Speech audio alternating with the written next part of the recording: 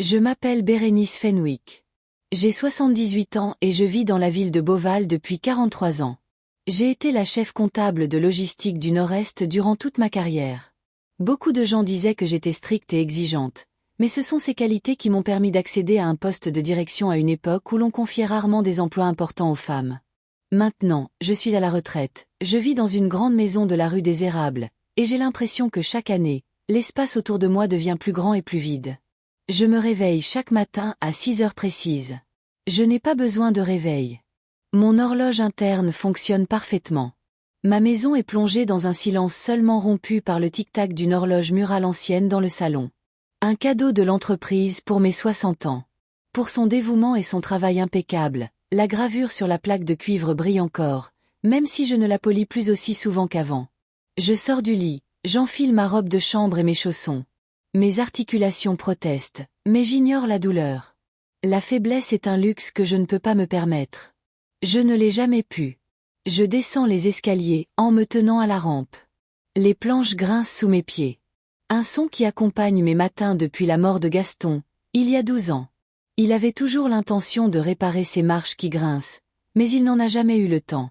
Une crise cardiaque l'a emporté soudainement, me laissant seule dans la maison que nous avions choisie ensemble. La maison semble maintenant encore plus spacieuse que lorsque Gaston et moi l'avons achetée. 3 chambres, un bureau, un salon avec cheminée, une cuisine dînatoire, 2 salles de bain, une cave et un grenier. C'est la maison parfaite pour une famille avec des enfants, bien que nous n'ayons qu'un seul fils, mon Gilles. Je me prépare le petit déjeuner, des flocons d'avoine à l'eau et un thé sans sucre. Le diabète de type 2 ne me laisse pas le choix. J'adorais les sucreries, surtout les gâteaux à la crème, mais maintenant je dois me contenter du souvenir de leur goût. Assise à la table de la cuisine, je regarde par la fenêtre le jardin. Le jardin était autrefois ma fierté. Roses, pivoines, glaïeuls. Maintenant, c'est un jardinier qui s'en occupe, il vient 2 fois par mois. Il fait tout correctement, mais sans amour, et ça se voit. Après le petit déjeuner, je vais dans mon bureau. L'ordinateur s'allume avec un léger vrombissement. Beaucoup de mes contemporains ont encore peur de la technologie moderne, mais je l'ai maîtrisée dès les années 90, lorsque l'entreprise est passée à la comptabilité électronique. Je me souviens de la surprise des jeunes employés de voir qu'une vieille dame pouvait facilement s'y retrouver dans les nouveaux logiciels.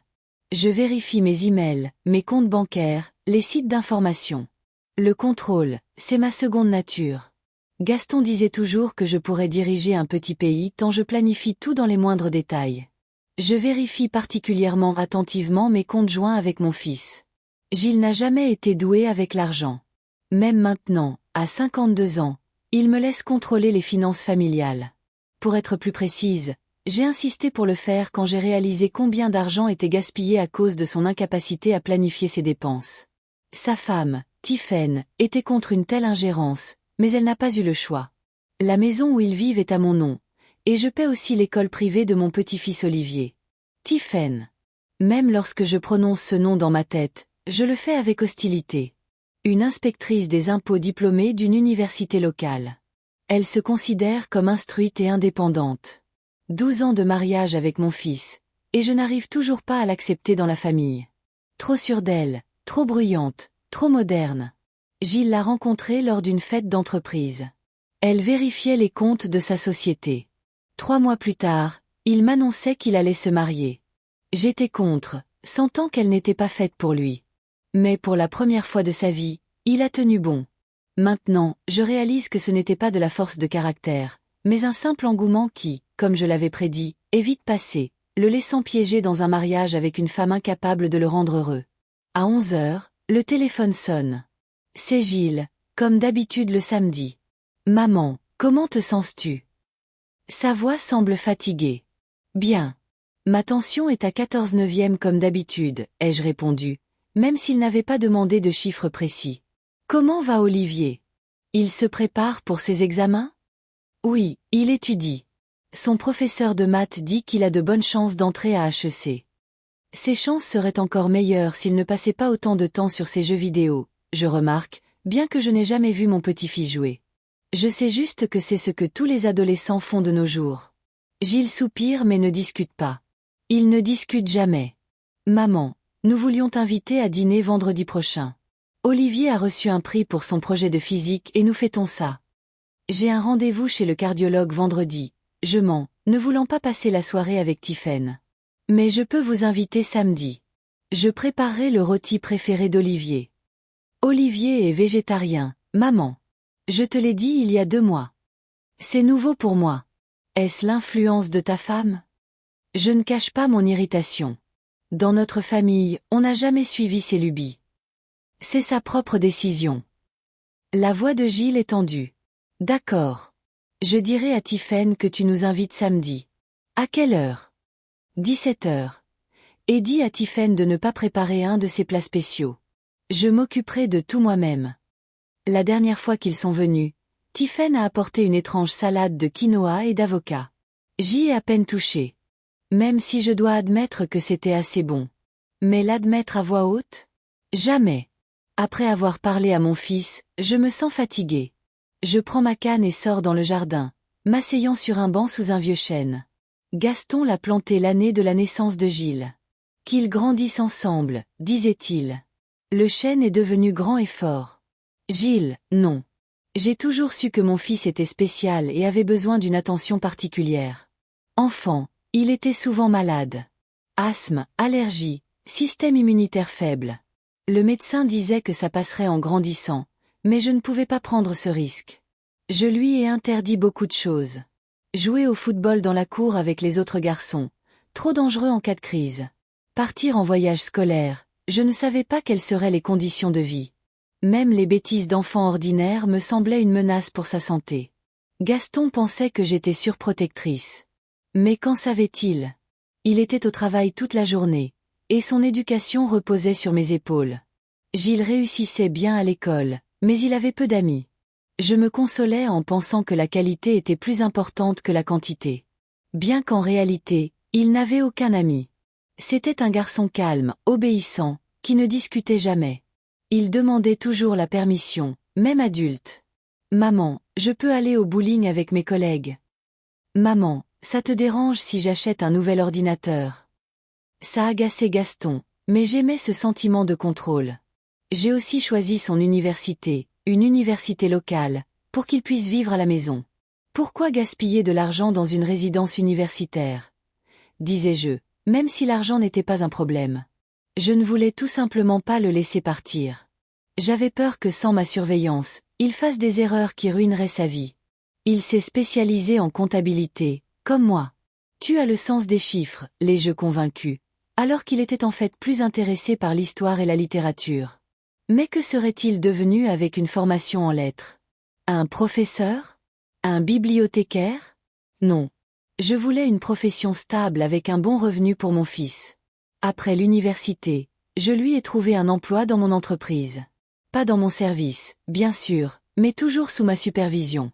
Il n'a jamais dépassé le poste de comptable junior, bien que j'ai espéré qu'il montrerait un peu d'ambition. Cependant, peut-être que j'y suis aussi pour quelque chose. J'ai pris toutes ces décisions à sa place pendant si longtemps qu'il a oublié comment le faire lui-même. Quand Gilles a eu 30 ans, j'ai commencé à m'inquiéter. Pas de relation sérieuse, pas de projet de fonder une famille. Gaston et moi ne rajeunissions pas, et je voulais tellement de petits-enfants. Tu dois trouver une gentille fille, disais-je à mon fils chaque dimanche au déjeuner. J'ai même organisé plusieurs rendez-vous avec les filles de mes collègues, mais rien n'en est sorti. Gilles était trop timide, trop peu sûr de lui. Et puis Tiphaine est apparue. Au début, j'étais ravie. Enfin, mon fils s'intéressait à une femme. Mais lors de notre première rencontre, j'ai senti que quelque chose n'allait pas. Elle me regardait d'un air évaluateur, comme si elle calculait comment elle allait fixer des limites. Je ne le permettrai pas, avais-je décidé alors, et je ne l'ai pas permis. Je n'avais juste pas réalisé que pour maintenir le contrôle sur mon fils, je devrais mener une longue guerre froide avec sa femme. Le mariage fut modeste, à la mairie, suivi d'une petite réception dans un restaurant. J'avais suggéré d'organiser une célébration dans un country club avec 50 invités et un orchestre, mais Tiphaine a insisté pour une cérémonie intime pour les amis proches et la famille. Bien sûr, ses parents étaient des gens simples, son père était chauffeur de camion et sa mère fleuriste dans un supermarché. Elle avait honte de les présenter à mes amis et collègues. Après le mariage, les jeunes mariés ont loué un appartement en périphérie. C'était exigu et dans un quartier délabré. J'ai proposé de les aider avec un acompte, mais Tiphaine a fièrement refusé. On se débrouillera seul. 1 an plus tard, Olivier est né, et l'appartement est devenu trop petit. C'est à ce moment-là que j'ai fait un geste qui a assuré mon influence sur leur famille pour les années à venir. J'ai acheté une maison et l'ai enregistrée à mon nom, mais je leur ai permis d'y vivre. C'est mon investissement, et vous n'avez pas à payer de loyer, juste les charges, ai-je expliqué. Tiphaine a résisté, mais Gilles l'a persuadé d'accepter. Pense à l'enfant. Il a besoin de son propre jardin pour jouer. 11 ans ont passé depuis. Olivier est devenu un garçon intelligent qui ressemble à son grand-père. Les mêmes cheveux sombres et les yeux gris. Je l'aime, même si je ne le montre pas trop. Je ne veux pas le gâter. Je paie son éducation dans une prestigieuse école privée, les colonies de vacances, les cours de musique et de tennis.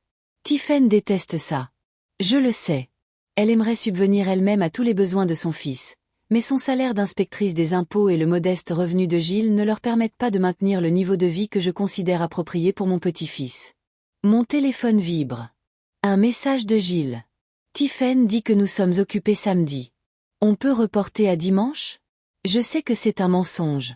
Tiphaine ne veut tout simplement pas venir. Eh bien, j'ai un moyen de la faire changer d'avis. Dimanche ne m'arrange pas. Je voulais discuter des frais de scolarité d'Olivier pour HEC samedi. C'est cher, mais je suis prête à couvrir les coûts. Si vous ne venez pas, je supposerai que vous avez trouvé une autre source de financement. J'envoie la réponse et souris, imaginant la réaction de Tiphaine. 5 minutes plus tard, un nouveau message arrive. Nous serons là samedi à 17h. Merci pour l'invitation. Victoire. Je sais comment jouer à ce jeu. L'argent a toujours été mon atout, et je n'ai pas peur de l'utiliser quand il le faut.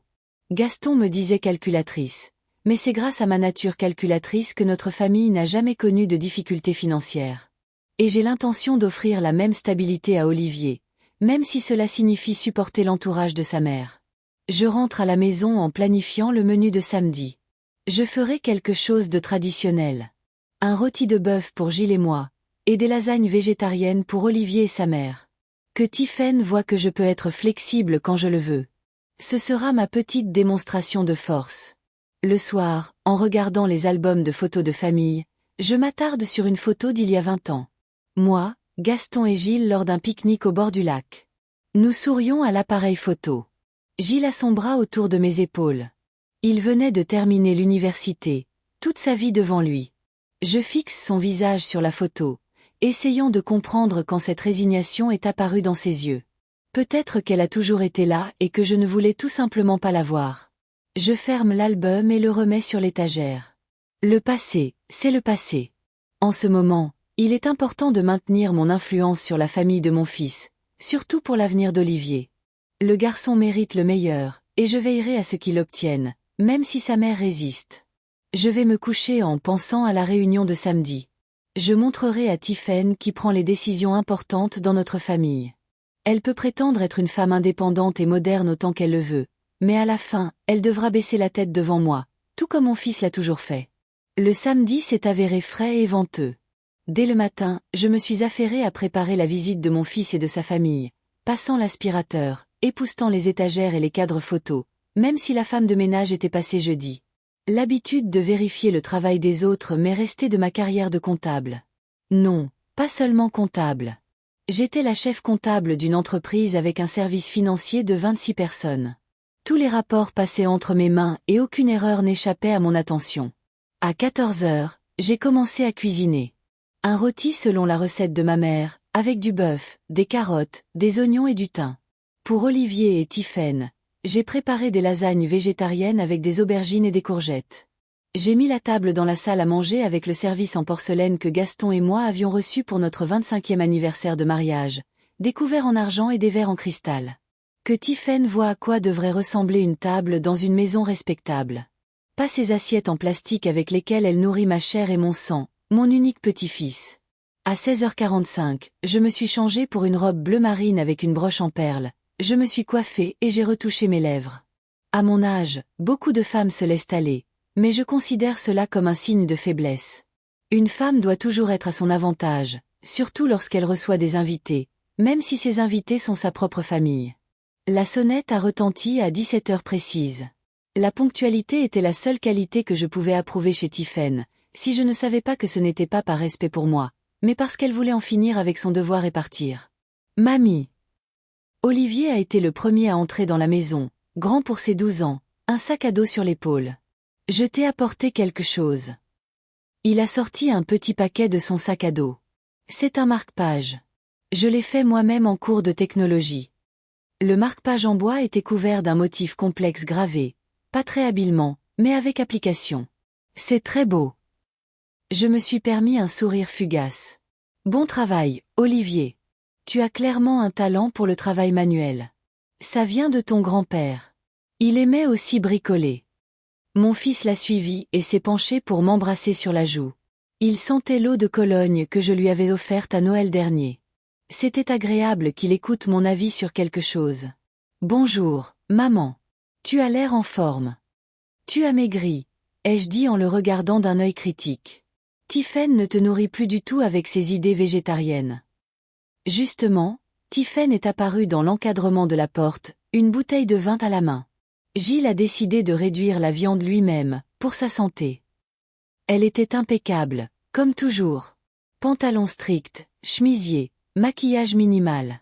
À 44 ans, elle avait gardé la ligne. Je sais qu'elle court le matin et va dans un studio de yoga à la mode. Une perte de temps et d'argent à mon avis. J'espère que ça n'affecte pas ses performances, ai-je dit, en prenant la bouteille sans même regarder l'étiquette. Les hommes ont besoin de protéines, surtout s'ils travaillent avec leur cerveau. Je me sens très bien, maman, intervint Gilles. Mais ces paroles furent noyées par l'échange de politesse entre ma belle-fille et moi. Laissez-moi vous aider en cuisine, proposa Tiphaine avec ce ton spécial qu'elle utilise quand elle veut montrer à quel point elle est une belle-fille attentionnée. Non, j'ai déjà tout préparé, ai-je répondu en me dirigeant vers la salle à manger. Entrez, asseyez-vous. Olivier, aide ta grand-mère à apporter les plats. Dans la cuisine, pendant que nous mettions la nourriture dans les assiettes, j'ai interrogé mon petit-fils sur l'école. Comment va ton projet de physique? Ton père m'a dit que tu avais gagné un prix. Oui, la première place à la foire des sciences de l'école. Olivier s'est animé. J'ai construit un modèle de centrale hydroélectrique qui produisait réellement de l'électricité. Monsieur Patterson a dit que j'avais un talent pour l'ingénierie. L'ingénierie. Géocéen. Sourcils. Et la finance. Je pensais que tu allais suivre les traces de ton père et de ton grand-père. Je ne sais pas. Le garçon a hésité. J'aime mieux les sciences exactes et la conception. Dans la vie, ce n'est pas ce que tu aimes qui compte, mais ce qui apporte la stabilité, ai-je dit en plaçant les assiettes sur un plateau.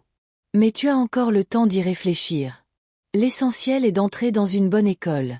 C'est de cela que nous allons parler aujourd'hui. Dans la salle à manger, Tiphaine et Gilles parlaient tranquillement de quelque chose, mais ils se sont tus quand nous sommes apparus. Il n'était pas difficile de deviner qu'ils parlaient de moi. De la viande pour toi, Gilles, ai-je dit en plaçant une grande assiette devant mon fils. Et des lasagnes végétariennes pour Tiphaine et Olivier. Je me souviens de vos préférences. Merci, Bérénice. Tiphaine a souri avec raideur. Ça a l'air délicieux. J'ai versé du vin dans les verres pour moi et les jeunes parents, et du jus de pomme dans un verre en cristal pour Olivier. Le garçon rayonnait, se sentant adulte à cette table élégante. Au succès d'Olivier, ai-je levé mon verre. Et à son avenir à HEC. En fait, mamie. Olivier jeta un coup d'œil à sa mère. Je pense plutôt à Polytechnique. Ils ont un excellent programme d'ingénierie.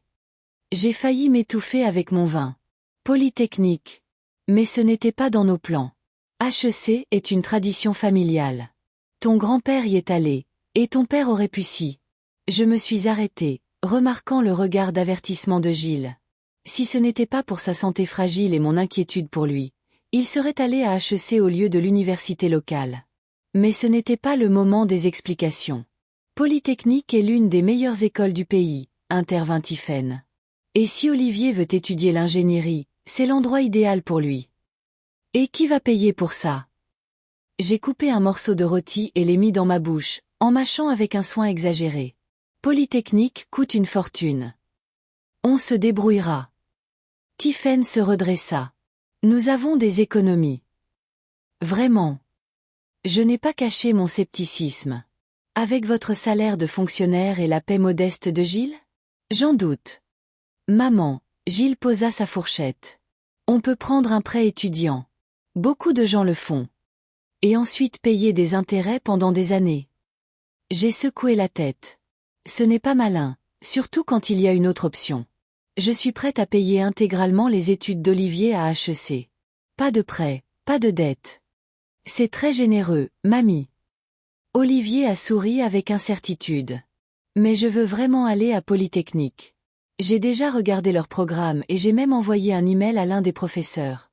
Il a dit que mon projet de centrale hydroélectrique était très prometteur. Tu as 12 ans. J'ai regardé mon petit-fils avec une chaleur que je me permettais rarement. Tu auras le temps de changer d'avis 100 fois. Tu aimes la physique maintenant, mais dans un an, tu t'intéresseras à autre chose. Olivier s'intéresse à l'ingénierie depuis 3 ans. Tiphaine a pris une gorgée de vin. Et son intérêt ne fait que grandir. Je pense que nous devrions soutenir sa passion pour la science. Passion. J'ai à peine réprimé un ricanement. Les enfants de 12 ans n'ont pas de passion, seulement des passe-temps. Les décisions sérieuses doivent être prises par les adultes, en pensant à l'avenir de l'enfant. C'est exactement ce que nous faisons, Tiphaine posa sa fourchette. Polytechnique lui donnera des perspectives dans un domaine qui l'intéresse vraiment. Ne pensez-vous pas que ces intérêts sont le résultat de votre influence? Je l'ai regardé droit dans les yeux. Vous avez toujours voulu qu'Olivier soit différent, pas comme son père. Plus courageux, plus décidé. Avez-vous honte de votre mari, Tiphaine? Un lourd silence s'est abattu sur la table. Gilles fixait son assiette. Olivier promenait son regard confus d'un adulte à l'autre. Je suis fière de mon mari, a finalement dit Tiphaine d'un ton glacial. Et de mon fils. Et je veux qu'Olivier ait la possibilité de poursuivre ses propres intérêts, pas les attentes de quelqu'un d'autre. Les siens. J'ai souri avec scepticisme. Ou ceux que vous lui avez imposés. Gilles, à son âge, pensait aussi qu'il voulait étudier l'histoire. Puis il a réalisé que la comptabilité était un choix plus pratique. Il n'a pas réalisé. Tiphaine a haussé la voix. Vous l'avez convaincu. Vous avez toujours pris toutes ces décisions à sa place, sans jamais lui donner la chance de choisir par lui-même. Tiphaine, s'il te plaît. Gilles est finalement intervenu, sa voix suppliante. Ne commençons pas. Non, Gilles. Elle s'est tournée vers son mari. Combien de temps vas-tu rester silencieux? Depuis 12 ans, je regarde ta mère contrôler chaque aspect de nos vies.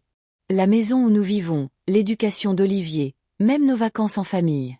Et tout ça parce que tu ne peux jamais lui dire non. Je fais tout ce que je peux pour ma famille. Gilles avait l'air acculé. Je suis reconnaissant à ma mère pour son aide. Son aide. Tiphaine a ri amèrement. Ce n'est pas de l'aide. C'est du contrôle. Elle achète ta loyauté en te faisant te sentir redevable. Tu te souviens comment elle était contre notre mariage? Comment elle a essayé de te convaincre de rompre avec moi? Et maintenant, elle veut contrôler l'avenir de notre fils. Je propose simplement de payer pour son éducation. Je suis resté calme malgré la tempête qui faisait rage en moi. Si vous préférez vous endetter pendant 20 ans, c'est votre droit. Mais je ne financerai pas des fantaisies d'ingénieur. C'est soit HEC, soit vous vous débrouillez seul. Tu vois, Tiphaine s'est tournée vers son mari. C'est toujours la même chose. Elle pose des conditions et s'attend à ce que nous obéissions parce qu'elle a l'argent. Elle a de l'argent, dit Gilles doucement, sans lever les yeux de son assiette. Et nous non. Du moins, pas autant. Et à qui la faute? Je ne pouvais pas laisser passer l'occasion.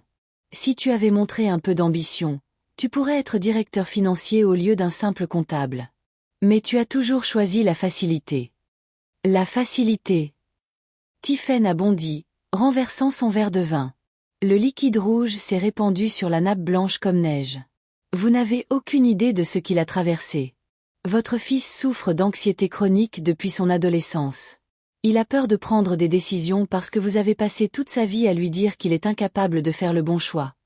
Tiphaine, non. Gilles avait l'air complètement misérable. Si, je le ferai. Elle s'est tournée vers moi. Savez-vous que votre fils voit un thérapeute depuis 5 ans? Qu'il prend des antidépresseurs? Qu'il se réveille parfois au milieu de la nuit avec des crises de panique? Non, bien sûr que non, parce qu'il a peur de vous le dire.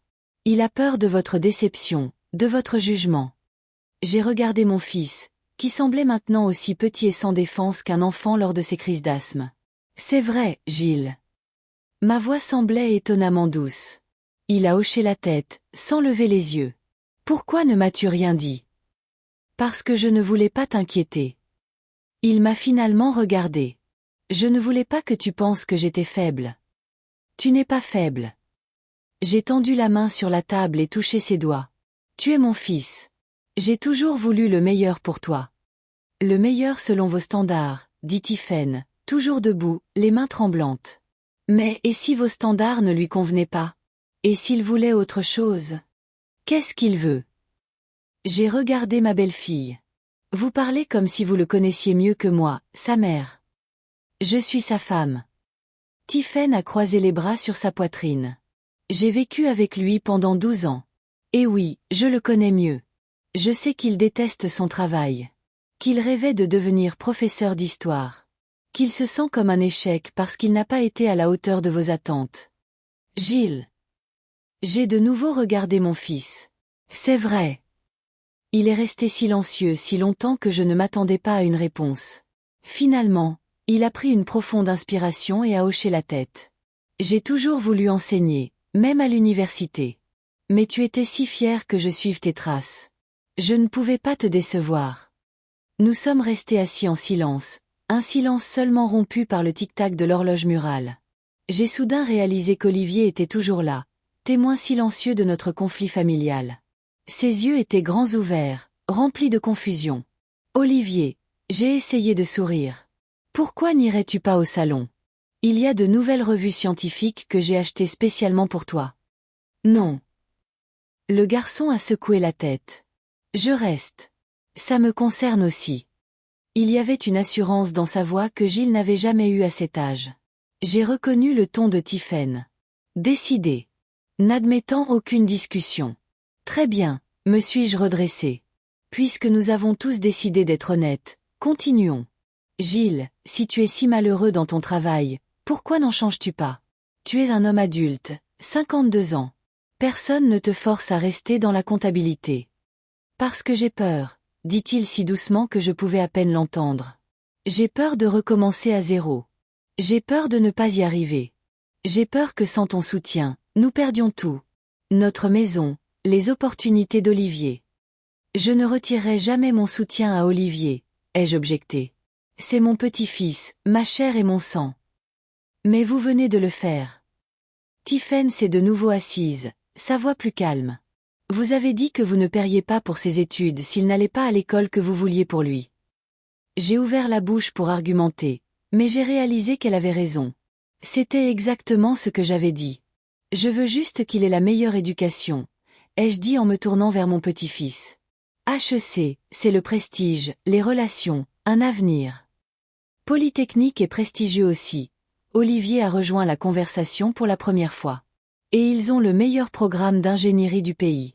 Je veux créer des choses, mamie. Construire des ponts, concevoir des centrales électriques, inventer de nouvelles sources d'énergie.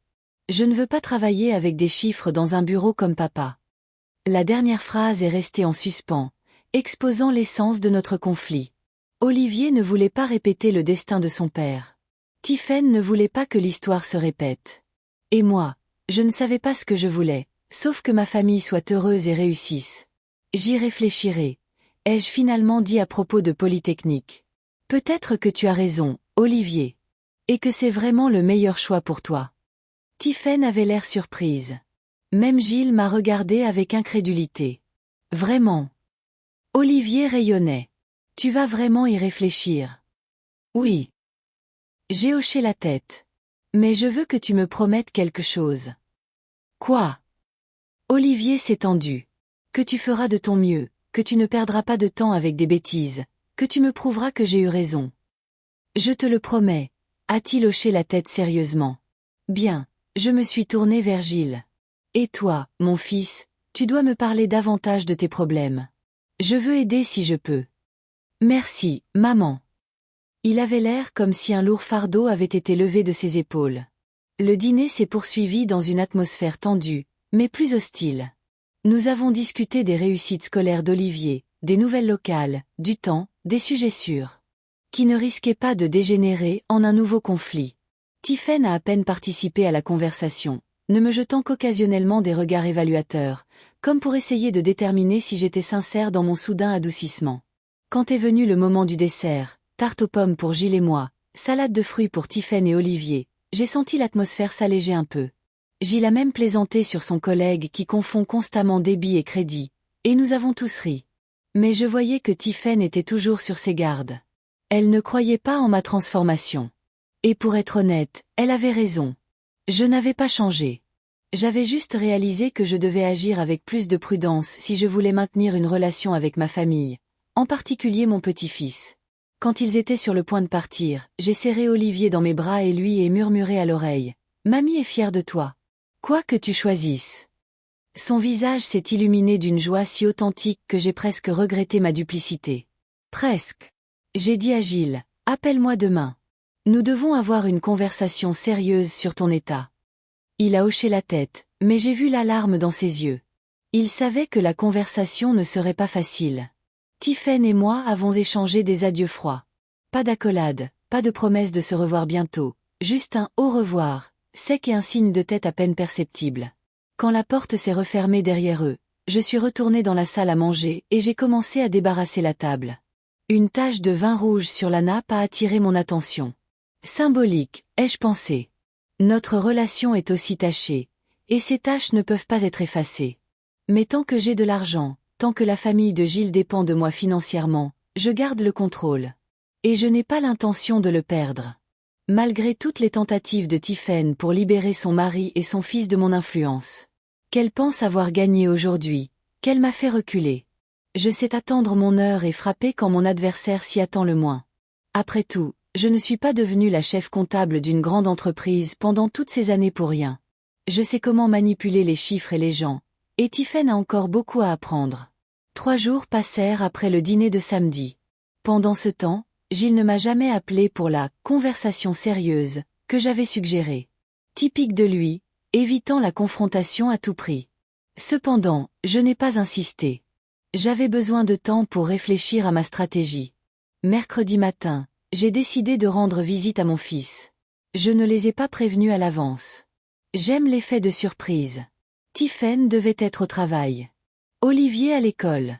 Le moment parfait pour parler à Gilles seul. J'ai appelé un taxi.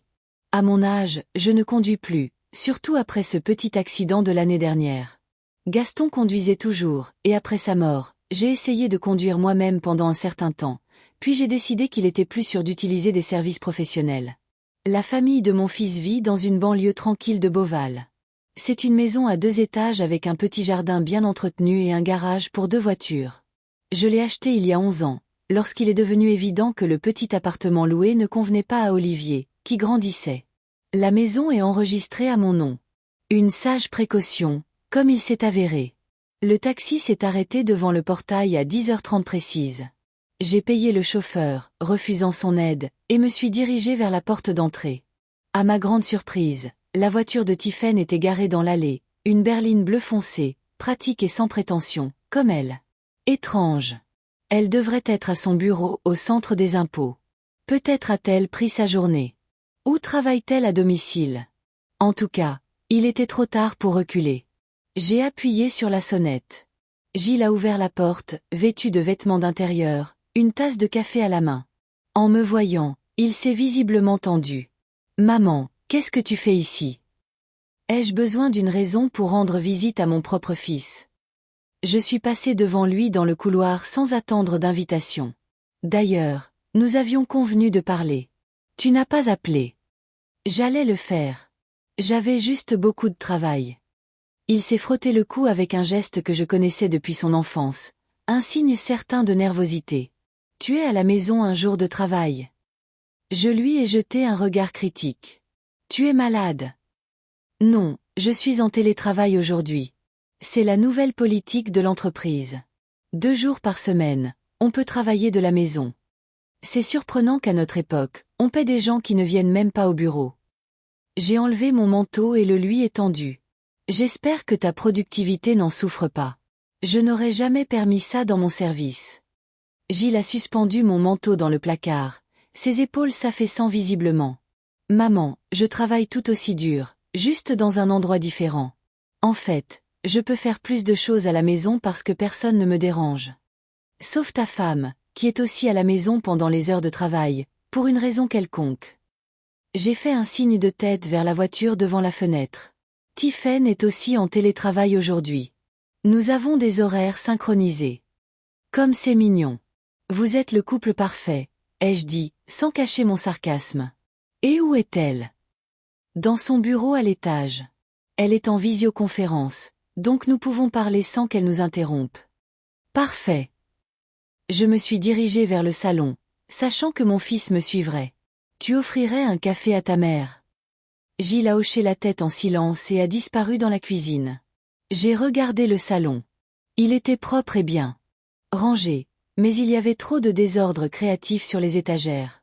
Clairement l'influence de Tiphaine.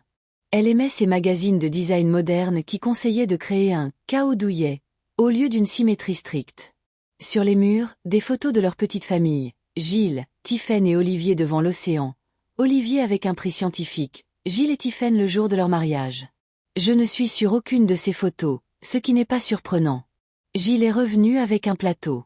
Café, sucre, crème, biscuits, tout ce que j'aime. Merci, ai-je dit en prenant une tasse et en sirotant.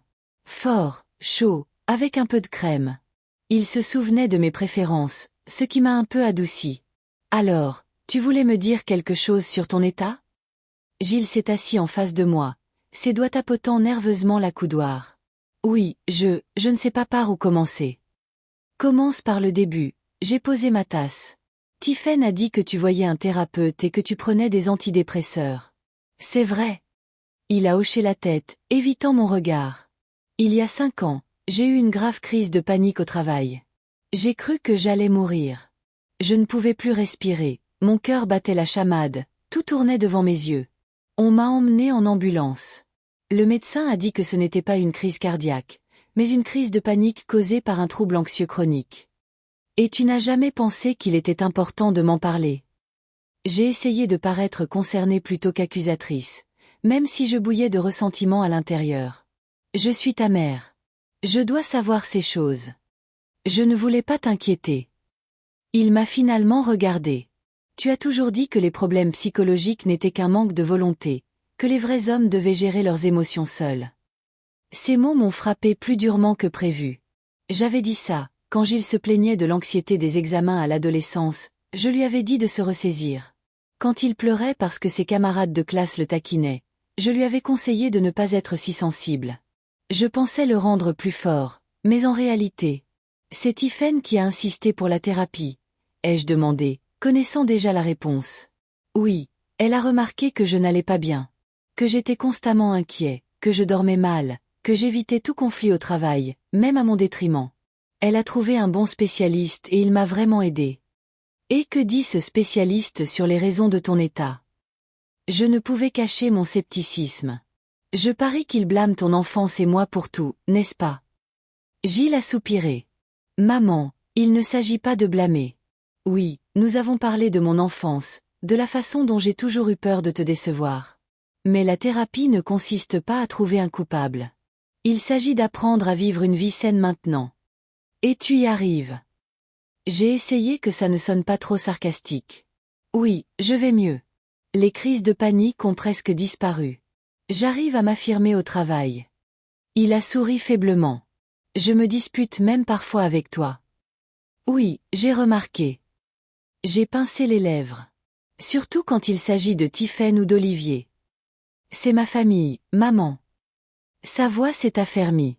Je dois les protéger, même si cela signifie ne pas être d'accord avec toi. Les protéger de moi. J'ai senti une vague d'indignation monter en moi. De la femme qui t'a tout donné, qui t'a élevé seule après la mort de ton père, qui t'a fait faire des études, qui t'a aidé dans ta carrière, qui a acheté une maison pour ta famille. Tu as fait beaucoup pour moi, et je t'en suis reconnaissant. Gilles s'est redressé sur sa chaise. Mais tu dois comprendre que je ne suis plus un enfant. J'ai 52 ans.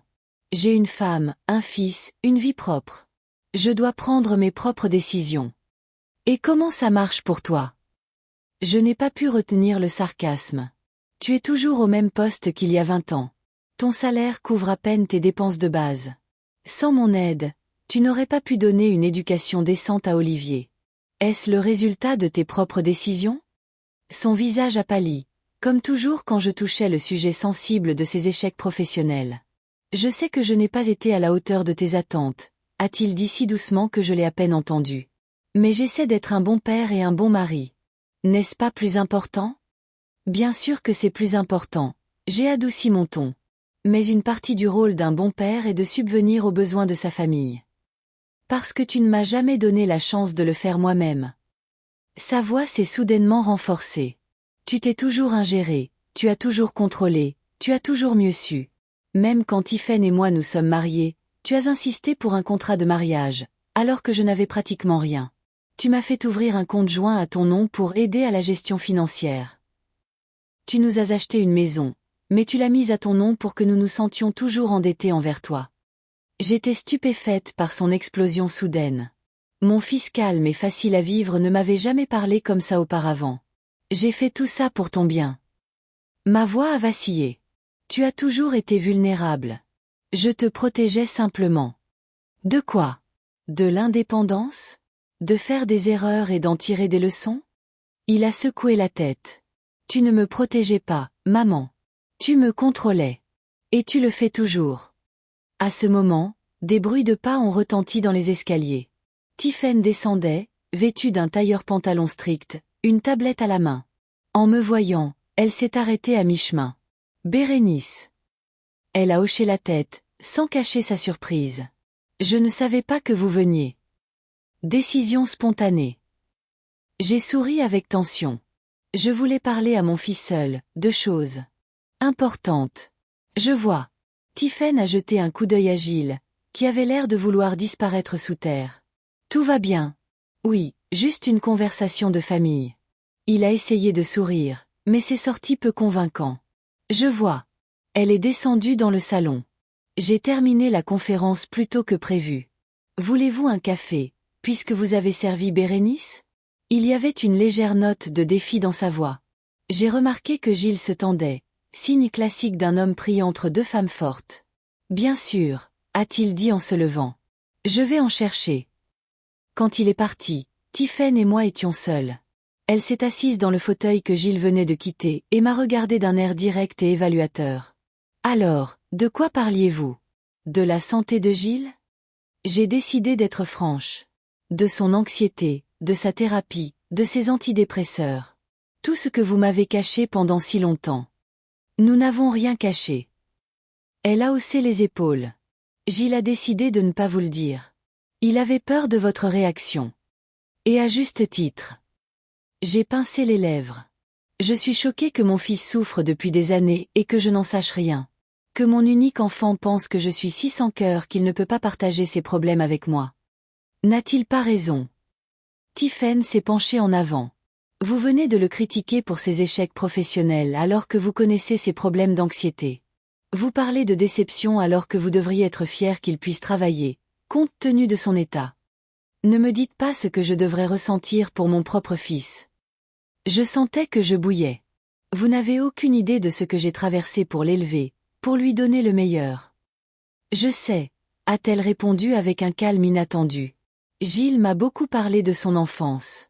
Comment vous l'avez protégé de tout, des amitiés avec les mauvais enfants, du sport, de prendre ses propres décisions. Comment vous avez choisi sa carrière, son université, même son travail. Comment vous l'avez fait croire qu'il était impuissant sans vous. Ce n'est pas vrai. J'ai haussé la voix. Je le guidais simplement. Il a toujours été sensible, peu sûr de lui. Il avait besoin de conseils. Des conseils? Oui. Un contrôle total?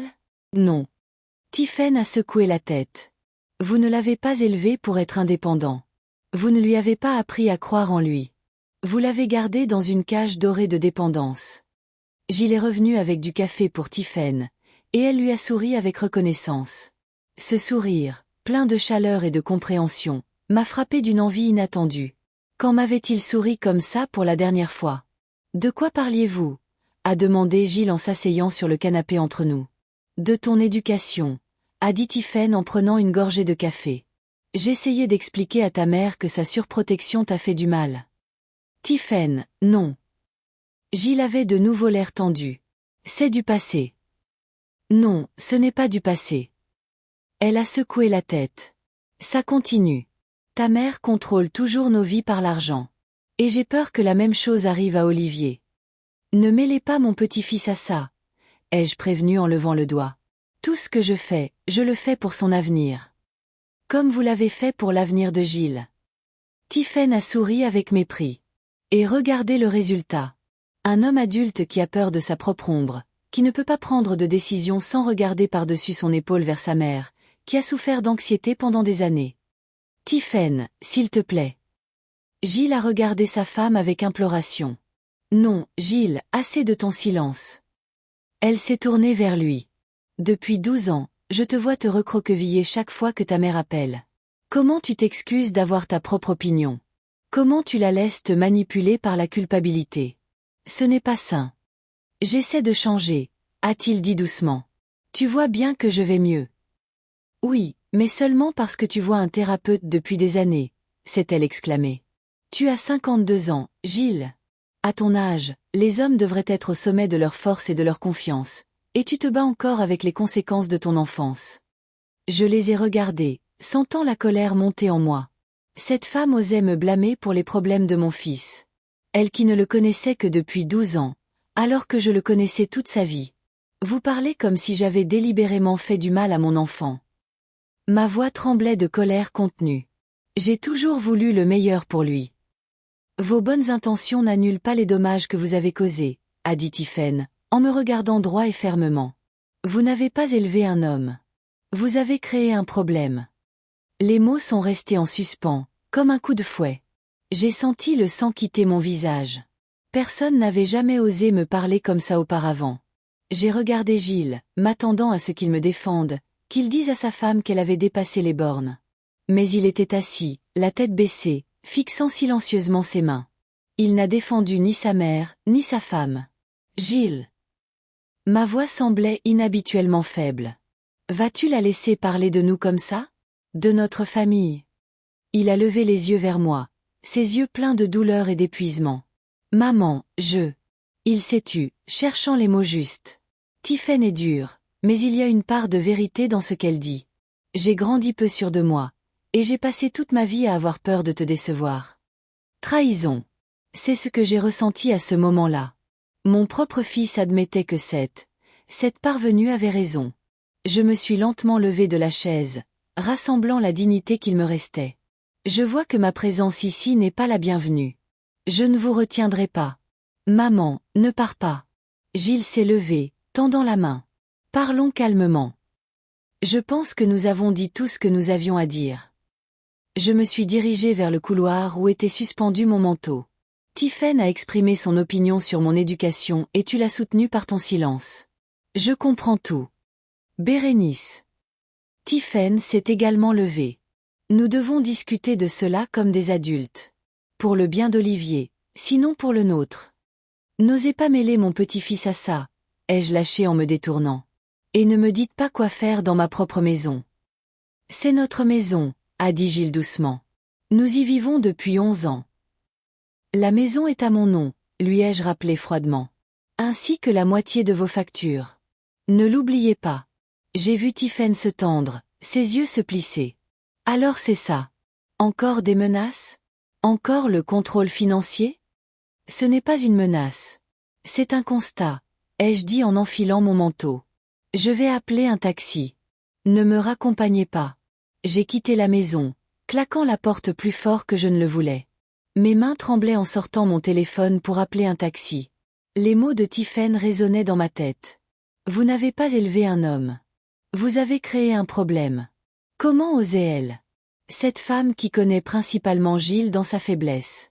Qui n'a jamais vu le garçon brillant et curieux qu'il était. Comment je veillais à son chevet la nuit quand il avait des crises d'asthme. Comment j'ai renoncé à mes propres désirs pour lui donner le meilleur. Pendant que j'attendais un taxi, un plan s'est formé dans ma tête. Tiphaine pense qu'elle peut m'insulter dans ma propre maison en toute impunité. Qu'elle peut me blâmer pour les problèmes qu'elle a créés en transformant mon fils en un épave accro aux pilules et à la thérapie. Eh bien, il est temps de lui montrer qui prend les décisions dans cette famille. Quand je suis rentrée à la maison, la première chose que j'ai faite a été d'allumer mon ordinateur et de me connecter à ma banque en ligne. Gilles et moi avions un compte joint que nous avions ouvert quand il était à l'université. J'ai toujours insisté pour le conserver, même après son mariage, arguant que ce serait plus facile de l'aider financièrement de cette façon. Gilles a accepté à contre-cœur et avec le temps, ce compte est devenu le compte principal de leur famille. Les salaires y étaient déposés. Les factures en étaient payées. Bien sûr, Tiphaine avait un compte séparé. Elle était trop fière pour être complètement dépendante de l'argent commun, mais la plupart des dépenses familiales provenaient du compte joint auquel j'avais un accès total. J'ai parcouru l'historique des transactions du dernier mois. C'était là. La carte de crédit de Tiphaine était liée au compte. La carte elle-même était enregistrée à son nom, mais les fonds étaient débités du compte joint. Quelques clics de souris et j'ai bloqué sa carte. Le système a demandé confirmation. Êtes-vous sûr de vouloir bloquer la carte de l'utilisateur Tiphaine Fenwick? Oui, j'en suis sûr, ai-je cliqué, ressentant une étrange satisfaction. J'ai ensuite transféré la plupart des fonds sur mon compte personnel, ne laissant que de quoi payer les factures courantes de la maison et les charges. Enfin, j'ai changé mon mot de passe de la banque en ligne pour que Gilles ne puisse pas se connecter et annuler mes actions. Quand j'ai eu fini, je me suis adossée à ma chaise, ressentant un mélange de triomphe et d'amertume. Je savais que mes actions pouvaient endommager de manière irréparable ma relation avec mon fils et sa famille. Mais il devait comprendre. Il ne pouvait pas me traiter comme Tiphaine l'avait fait. Vous n'avez pas élevé un homme. Vous avez créé un problème. Ces mots continuaient de résonner dans ma tête, causant une douleur presque physique. Était-ce vrai? Avais-je vraiment brisé mon fils avec mon amour et mes soins? Non. J'ai chassé ces pensées. Tiphaine me manipulait simplement, essayant d'arracher Gilles de moi et de monter Olivier contre sa grand-mère. Mais elle n'y parviendrait pas. Je ne laisserai pas une parvenue détruire ce que j'ai construit pendant des décennies. Le téléphone a sonné environ 1 heure plus tard. Le nom de Gilles s'est allumé sur l'écran. Je n'ai pas répondu.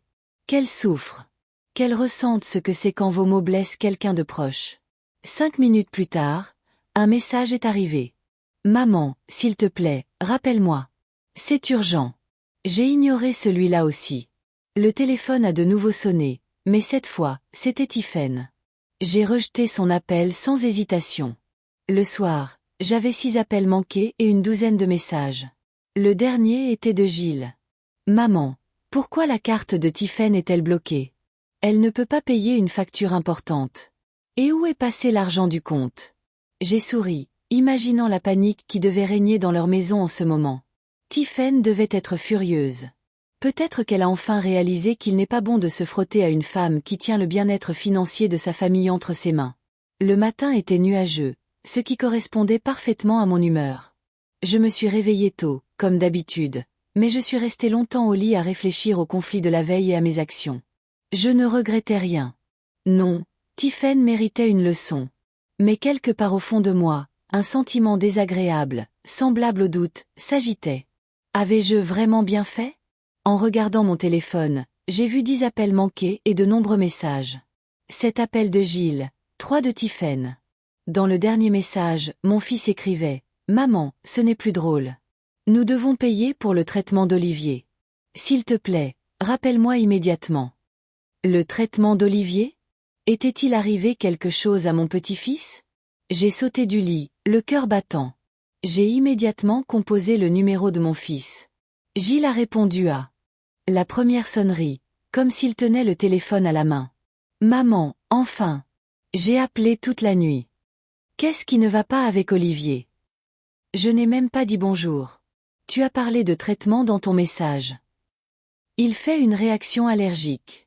Ce n'est pas mortel, mais nous devons acheter des médicaments d'urgence, et la carte de Tiphaine est bloquée, et il n'y a presque plus d'argent sur le compte. La voix de Gilles était tendue, avec une pointe de panique. Allergique à quoi? J'ai ressenti une pointe de culpabilité. Je n'avais pas pensé à la maladie de mon petit-fils. À un nouveau médicament pour l'asthme. Le médecin l'a prescrit la semaine dernière. Nous lui avons donné la première dose hier soir et il a développé une éruption cutanée et un gonflement. L'ambulance est venue et lui a fait une injection de prednisolone, mais nous devons encore acheter des antihistaminiques et une pommade, et le système de paiement ne fonctionne pas. Je peux apporter l'argent, ai-je proposé, sortant déjà du lit. Non, ne viens pas, a-t-il dit, sa voix prenant un ton d'acier que je n'avais jamais entendu auparavant. Remets juste l'argent sur le compte et débloque la carte de Tiphaine. Tout de suite. Gilles, Maman, je ne veux pas discuter de ça maintenant. Mon fils a besoin de médicaments. Rends l'argent. J'étais stupéfaite par son ton. Mon fils, habituellement doux et conciliant, sonnait comme un étranger exigeant. D'accord, ai-je accepté. Je vais tout arranger tout de suite. Donne-moi 15 minutes. Sans perdre de temps pour le petit déjeuner, j'ai allumé mon ordinateur et me suis connectée à ma banque en ligne. J'ai débloqué la carte de Tiphaine et transféré l'argent sur notre compte joint. Puis j'ai appelé Gilles pour lui dire que j'avais tout fait. S'il te plaît, vérifie, ai-je demandé. L'argent devrait être là. Je l'ai entendu parler à quelqu'un. Tiphaine, je suppose. Puis il est revenu vers moi. Oui, l'argent est passé et la carte fonctionne. Tiphaine est en route pour la pharmacie. Comment va Olivier? J'ai essayé de paraître concernée. L'éruption s'aggrave, mais dans l'ensemble, il est stable. Ne t'inquiète pas. La dernière phrase sonnait sèche, sans sa chaleur habituelle. Puis-je venir? Y a-t-il quelque chose que je puisse faire? La pause a été si longue que j'ai cru que la ligne était coupée. Pas maintenant, maman, a-t-il finalement répondu. Nous avons besoin de temps pour digérer ce qui s'est passé. Gilles, je suis désolée, je dois y aller. Olivier m'appelle. Il m'a coupé la parole avant que je puisse m'expliquer. J'ai raccroché, ressentant un étrange vide à l'intérieur. Mon plan pour punir Tiphaine s'était retourné contre moi. Maintenant, j'avais l'air de la méchante qui avait mis en danger la santé de son propre petit-fils. Bien que, bien sûr, je ne pouvais pas savoir pour la réaction allergique. C'était juste une malheureuse coïncidence. La journée s'est écoulée lentement. J'ai essayé de m'occuper avec mes activités habituelles, lecture, ménage, regarder les nouvelles, mais mes pensées revenaient sans cesse à la famille de mon fils. Comment allait Olivier? Se sentait-il mieux? Que disaient Gilles et Tiphaine de moi? Le soir, je n'en pouvais plus et j'ai rappelé. Cette fois, Tiphaine a répondu. Bonjour, Bérénice. Sa voix était froide et formelle. Comment va Olivier? Ai-je demandé, ignorant sa froideur. Mieux. L'éruption a presque disparu et il n'a pas de fièvre. Il pourra aller à l'école demain. Dieu merci. J'ai poussé un sincère soupir de soulagement. Tiphaine, je voulais expliquer pour hier. Ne vous fatiguez pas, m'a-t-elle interrompu. C'est parfaitement clair. Vous avez décidé de me donner une leçon pour ce que j'ai dit. Vous avez utilisé l'argent comme un outil de contrôle. Rien de nouveau. Ce n'est pas si simple. J'ai essayé de trouver les mots justes. Vos paroles m'ont profondément blessé. Vous n'avez pas élevé un homme. Vous avez créé un problème. Pouvez-vous imaginer ce que cela fait à une mère? Je peux l'imaginer, a-t-elle dit.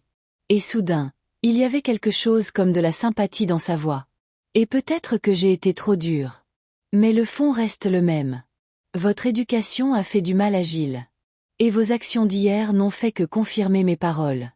Vous utilisez le pouvoir financier pour nous contrôler sans même penser aux conséquences. Je ne savais pas pour les allergies d'Olivier, me suis-je défendue. Si j'avais su, je n'aurais jamais. Il ne s'agit pas seulement des allergies, Tiphaine m'a de nouveau interrompu. Vous avez bloqué notre carte et pris l'argent sans penser au fait que nous pourrions avoir besoin de payer pour quelque chose d'urgent. C'est irresponsable et cruel. Je vais rendre tout l'argent et plus jamais. C'est trop tard, Bérénice. Sa voix était de nouveau glaciale. Gilles et moi avons déjà ouvert un nouveau compte à nos deux non seulement. Tous les revenus futurs y seront versés. Nous fermerons le compte joint avec vous dès que nous aurons réglé toutes les formalités. J'ai senti le sol se dérober sous mes pieds. Il me coupait des finances familiales, mon principal levier d'influence. Mais qu'en est-il de la maison? De l'éducation d'Olivier?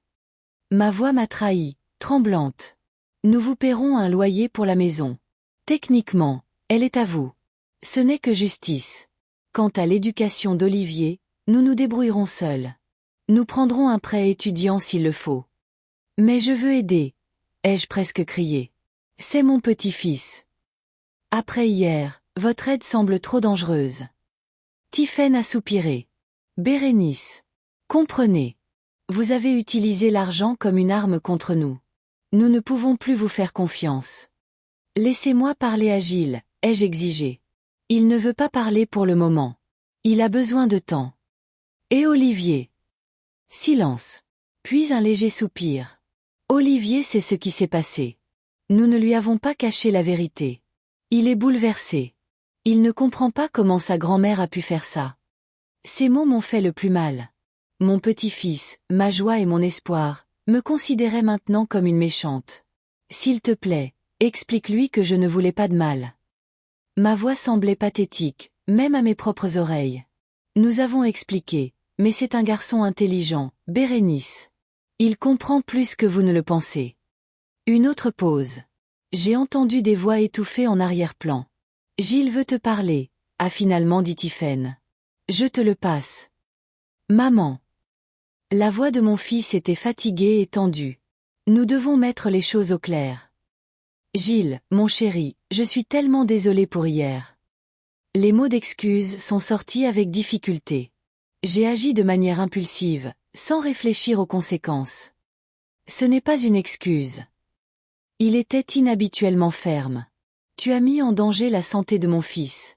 Tu as utilisé ton pouvoir financier pour punir ma femme d'avoir exprimé son opinion.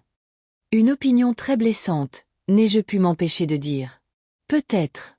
Mais cela ne te donne pas le droit au sabotage financier. C'est mon argent, Gilles. J'ai le droit de le dépenser comme je l'entends. Bien sûr.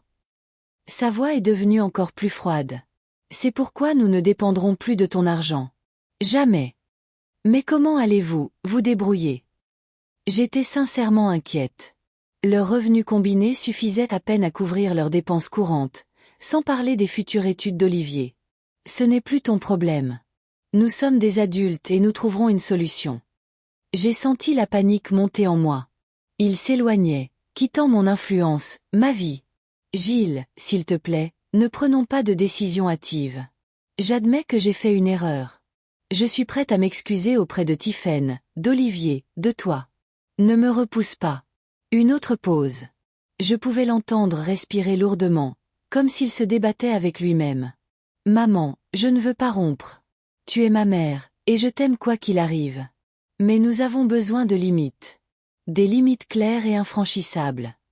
Quelles limites, ai-je demandé, bien que je connaisse déjà la réponse. Pas de contrôle financier, pas d'ingérence dans l'éducation d'Olivier, pas de critique sur Tiphaine ou nos décisions, a-t-il dit lentement, comme s'il lisait une liste préparée. Et une dernière chose, la plus importante. Quoi? Ai-je presque chuchoté. Des excuses publiques à Tiphaine, dans notre maison, devant Olivier. C'était ça. L'humiliation que Tiphaine avait exigée. M'agenouiller devant elle. Admettre que j'avais tort. Perdre la face devant mon petit-fils. C'est trop, ai-je réussi à dire. C'est nécessaire. La voix de Gilles était inflexible. Olivier a besoin de voir que même les adultes admettent leurs erreurs et s'en excusent. C'est une leçon importante pour lui. Et si je refuse? Alors nous devrons limiter nos contacts avec toi. Pour le bien de notre famille. Un ultimatum. Mon fils, mon garçon obéissant et doux, me donnait un ultimatum. Je dois y réfléchir, ai-je finalement dit. Bien sûr. Appelle-moi quand tu auras pris ta décision. Il a raccroché, me laissant seul avec mon choc et ma confusion. Était-ce vraiment arrivé à ce point? Un seul acte impulsif avait-il effacé des décennies de mes soins et de mon soutien? J'ai passé la nuit blanche à passer en revue les options possibles dans ma tête. Pourrais-je m'humilier devant Tiphaine et présenter des excuses publiques? Ou ma fierté était-elle plus importante que ma relation avec mon fils et mon petit-fils? Et s'il me tournait vraiment le dos? Pourrais-je vivre avec ce vide? Le matin, j'ai pris ma décision. J'ai appelé Gilles et lui ai dit que j'acceptais toutes les conditions, y compris des excuses publiques. Nous avons fixé un rendez-vous pour le samedi suivant. Les jours précédant la réunion se sont écoulés dans une lenteur angoissante. J'ai répété mes excuses, essayant de les faire paraître sincères, même si je bouillais d'indignation à l'intérieur. Pourquoi devrais-je m'excuser d'avoir défendu mon honneur? Pourquoi Tiphaine peut-elle me dire des choses horribles et je dois le supporter en silence? Mais chaque fois que ces pensées menaçaient de prendre le dessus, je me souvenais du visage d'Olivier, de ses yeux intelligents, de son sourire sincère lorsqu'il me montrait ses projets scientifiques. Je ne pouvais pas le perdre, pas lui. Samedi, je suis arrivée chez mon fils à 15 heures précises, comme convenu. Cette fois, j'ai appelé un taxi, un signe que j'étais en contrôle. Je me suis habillée avec soin. Une robe bleu foncé, un collier de perles, un maquillage minimal, digne mais pas provocateur. Gilles a ouvert la porte. Son visage était sérieux mais pas hostile. « Bonjour, maman. Entre. » Tiphaine et Olivier attendaient dans le salon. Le garçon était assis sur le canapé, maladroitement droit, comme lors d'un événement formel. Tiphaine se tenait près de la cheminée, les bras croisés sur sa poitrine. Sa posture exprimait la défense et la préparation à la confrontation. « Bonjour. » J'ai hoché la tête à tous les deux. « Mamie. » Olivier a hoché brièvement la tête en réponse, sans sourire. La froideur dans ses yeux m'a brisé le cœur. « Bérénice. » Tiphaine a légèrement incliné la tête. « Asseyez-vous, s'il vous plaît. » Gilles a désigné le fauteuil en face du canapé. Je me suis assise, croisant les mains sur mes genoux comme une bonne écolière. Gilles a pris place à côté de son fils, lui prenant la main dans un geste de protection et de soutien. Nous sommes réunis ici pour discuter des événements de la semaine passée et de leurs conséquences, a commencé Gilles d'un ton formel, comme s'il dirigeait une réunion d'affaires. Maman, as-tu quelque chose à dire? J'ai pris une profonde inspiration, rassemblant mes pensées. Les mots que j'avais répétés à la maison semblaient soudainement faux et vides. Je devais parler avec mon cœur si je voulais qu'il me croie. Tiphaine, Gilles, Olivier. J'ai regardé chacun d'eux. Je suis venue m'excuser pour mes actions. Ce que j'ai fait, bloquer la carte et prendre l'argent du compte, était mal et irresponsable. J'ai agi de manière impulsive, par blessure et par colère. C'est impardonnable, surtout si l'on considère que mes actions auraient pu affecter la santé d'Olivier. Je me suis tournée vers ma belle-fille. Tiphaine, vos mots sur le fait que je n'ai pas élevé un homme, mais que j'ai créé un problème, m'ont profondément blessée. Mais cela n'excuse pas mes actions. J'aurais dû discuter de mes sentiments au lieu de me venger de cette manière. Je m'excuse pour la douleur et la détresse que j'ai causées.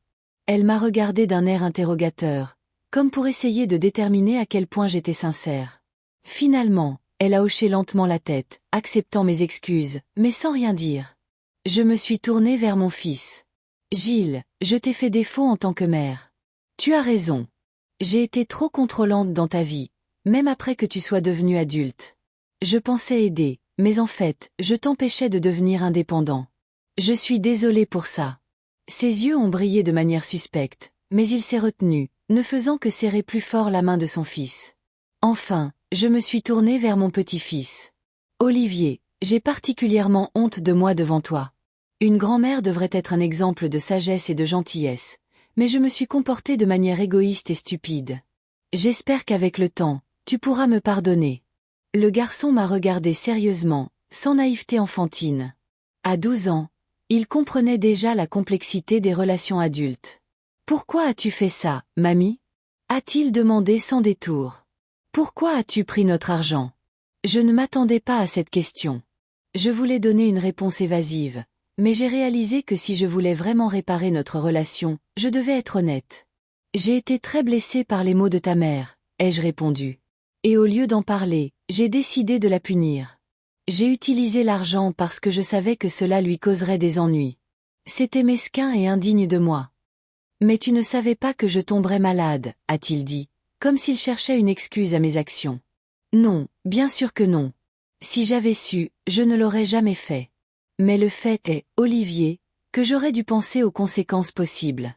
C'est ce que font les adultes. Ils réfléchissent avant d'agir. Il a hoché la tête, acceptant ma réponse. J'accepte vos excuses, Bérénice, a dit Tiphaine de manière inattendue. Et je veux m'excuser pour mes paroles dures. J'agissais aussi sous le coup de l'émotion et je me suis exprimée plus durement que je n'aurais dû. C'était inattendu. Je ne m'attendais pas à ce que vous vous excusiez. Merci, ai-je hoché la tête. J'apprécie votre honnêteté. Et maintenant, a demandé Gilles, regardant de moi à sa femme. Comment allons-nous de l'avant? J'accepte toutes les conditions que vous avez énoncées, ai-je dit. Pas de contrôle financier, pas d'ingérence dans l'éducation d'Olivier, pas de critique sur vos décisions. Un respect total des limites. Et l'aide pour les frais de scolarité d'Olivier? A demandé Tiphaine. Vous avez dit que vous vouliez contribuer. Bien sûr, ai-je dit, sentant une lueur d'espoir. Je peux créer un fonds d'éducation au nom d'Olivier. Vous y aurez accès, mais l'argent ne pourra être utilisé que pour son éducation. Sans aucune condition de ma part. Polytechnique, HEC, ou toute autre école qu'Olivier choisira. Ça semble raisonnable, a dit Gilles, jetant un coup d'œil à sa femme et obtenant son approbation silencieuse. Nous y réfléchirons.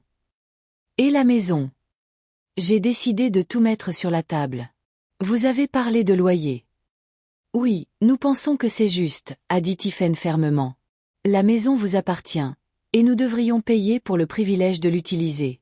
Cela favorisera une relation saine et équitable. Je voulais protester. Pourquoi prendre de l'argent à son propre fils? Mais je me suis souvenu de ma promesse de respecter leurs décisions. D'accord, mais que ce soit un montant symbolique. Je ne veux pas profiter de ma propre famille. Marché conclu. Gilles a hoché la tête. Et nos rencontres? J'ai regardé Olivier. Tu me manques beaucoup, mon petit-fils. Le garçon a regardé ses parents pour obtenir leur soutien. Je pense que nous pouvons reprendre les visites régulières, a dit Gilles lentement. Mais d'abord, nous avons besoin de temps pour guérir. Je comprends, ai-je dit, en essayant de ne pas montrer ma déception. J'attendrai aussi longtemps qu'il le faudra. Peut-être dans quelques semaines, a suggéré Tiphaine, me surprenant par sa volonté de compromis. Olivier participera bientôt à une foire des sciences. Vous pourriez venir. J'adorerais. Ai-je souri sincèrement. Quel est son projet cette fois-ci? Un modèle amélioré de centrale hydroélectrique. Olivier s'est animé pour la première fois de notre réunion. J'ai ajouté un système de filtration qui nettoie l'eau pendant la production d'énergie. Ça a l'air impressionnant. J'étais sincèrement fier de son ingéniosité. Je viendrai certainement le voir. L'atmosphère dans la pièce s'est nettement réchauffée. Nous avons parlé un peu plus de l'école d'Olivier, du travail de Gilles et Tiphaine, de mes projets pour le jardin. Pas de sujet sensible, pas d'émotions profondes, juste une conversation polie entre des gens qui essaient de trouver une nouvelle façon de communiquer. Quand il a été temps de partir, Olivier est venu de manière inattendue et m'a donné une brève étreinte. Au revoir, mamie, a-t-il dit. On se voit à l'exposition. Ce simple geste m'a rempli d'espoir. Peut-être que tout n'était pas perdu. Peut-être que je pourrais faire partie de leur vie à de nouvelles conditions. Gilles m'a raccompagné jusqu'au taxi. Merci, maman, a-t-il dit quand nous étions seuls. Je sais combien il t'a été difficile de t'excuser. Ça signifie beaucoup pour moi. Je ne veux pas vous perdre, ai-je avoué. Vous êtes tout ce que j'ai. Il m'a serré doucement dans ses bras, la première fois depuis des années. Nous n'allons nulle part. Juste différemment. Plus sainement, j'espère. J'ai hoché la tête, ne faisant pas confiance à ma voix. Mon cœur était rempli d'émotions contradictoires. Le soulagement que la rupture ne soit pas définitive. La tristesse de réaliser que mon pouvoir sur la famille de mon fils était terminé. Et un vague espoir que peut-être la nouvelle relation serait plus authentique. Alors que le taxi s'éloignait, j'ai regardé la maison. Gilles était toujours sur l'allée, me faisant signe au revoir. À travers la fenêtre du salon, je pouvais voir les silhouettes de Tiphaine et Olivier.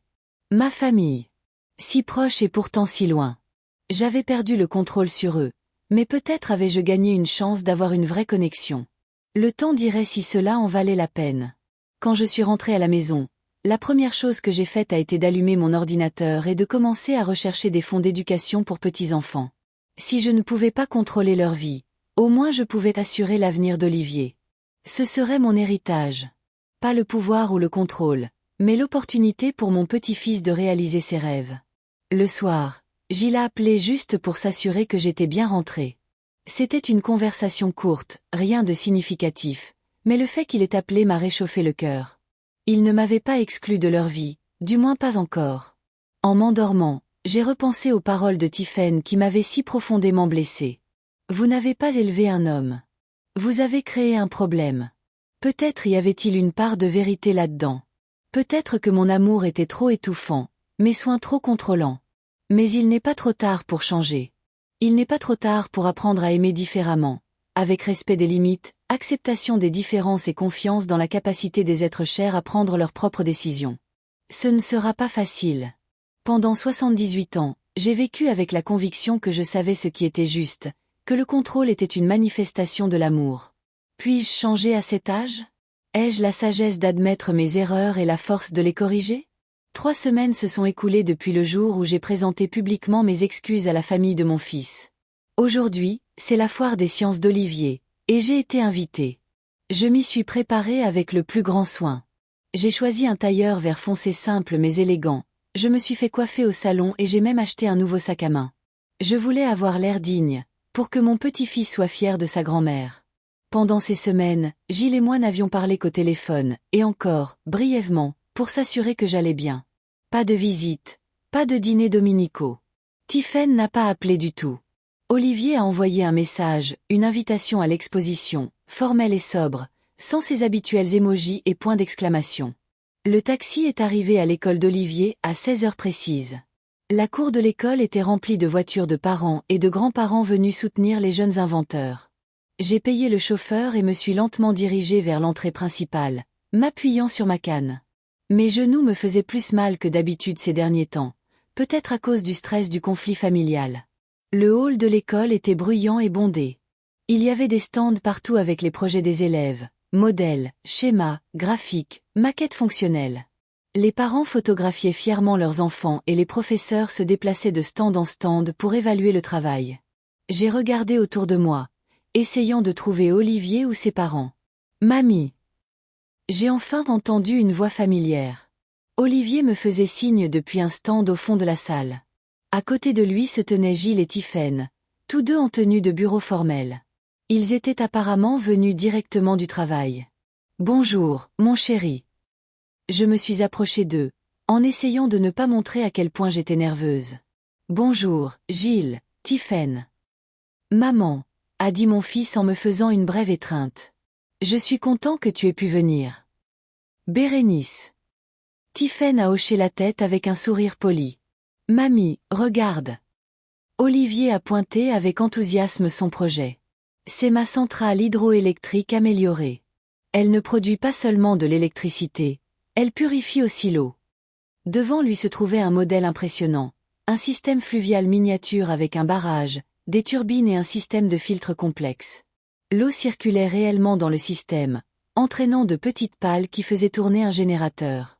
Une petite ampoule brillait, preuve évidente que le système fonctionnait. « C'est incroyable, Olivier, » ai-je dit, sincèrement impressionné. « Tu as construit tout ça toi-même. » Oui.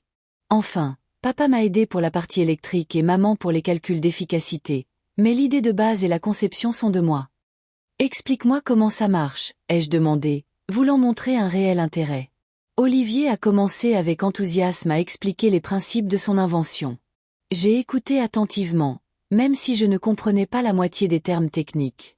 L'important, c'était ses yeux brillants et l'enthousiasme avec lequel il parlait de son projet. Dans ces moments-là, il me rappelait Gaston, qui s'illuminait aussi quand il parlait de quelque chose qui l'intéressait vraiment. Et le plus important, c'est que c'est une source d'énergie respectueuse de l'environnement qui résout aussi le problème de la pollution de l'eau, a conclu Olivier. Imaginez si on construisait des centrales comme ça sur toutes les rivières polluées. On aurait de l'électricité et de l'eau propre. Tu es un véritable inventeur, ai-je dit en posant ma main sur son épaule. Ton grand-père serait fier de toi. Son visage s'est illuminé. Vraiment? Tu penses qu'il aurait aimé? J'en suis sûre. Il a toujours admiré les solutions pratiques aux problèmes complexes.